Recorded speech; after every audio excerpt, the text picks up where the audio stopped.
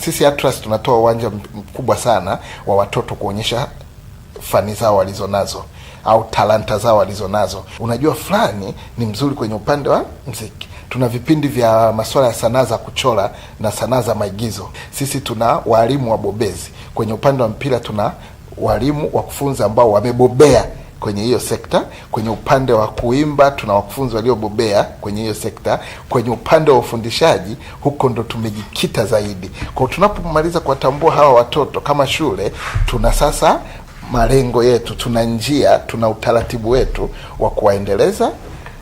Tunawaendelezaje? Moja, unakuta tunajaribu kuwaweka hata kwenye taasisi nyingine zinazohusika. Unakutana na mtoto anayejua kuimba, labda anafanya kuimba, unatafuta namna ya kumuunganisha na taasisi zinazohusika. Hawa ambao wamekuwa ni wazuri kwenye kucheza mpira, tunawaunganisha na academy tofauti. Pale mfano upande wetu wa sekondari, tushaikuwa na academy kabisa ya mpira ambayo inakuwa inaendelezwa, na 2026 ndo tunaenda kabisa kuiboresha zaidi.